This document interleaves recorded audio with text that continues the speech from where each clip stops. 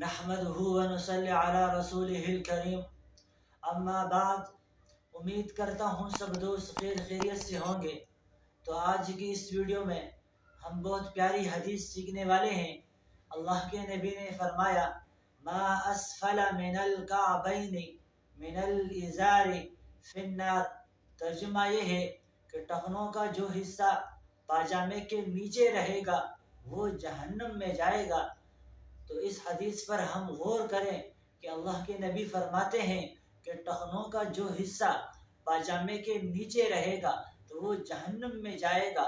तो क्या हम इस हदीस पर अमल करते हैं या नहीं?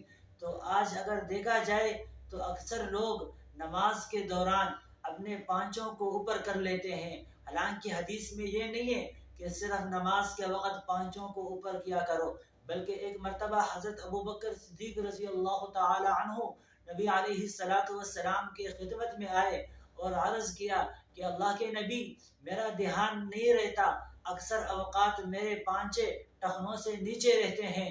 तो अल्लाह के नबी ने फरमाया कि ए अबू बकर, आप उन लोगों में नहीं हो, यानी आपके लिए ये हदीस नहीं, यानी आप इससे बरी ज़िम्मा हो, क्योंकि ये बहुत बड़े जलीलुल क़द्र सहाबी थे।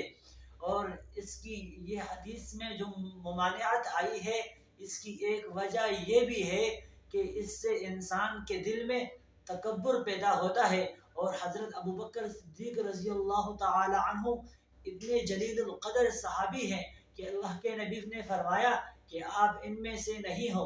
तो हम भी इस हदीस पर अमल करें और हर वक्त अपने पांचों को टखनों से ऊपर रखें। तो उम्मीद करता हूँ ये वीडियो आप दोस्तों को पसंद आई होगी। जज़ाकल्लाह।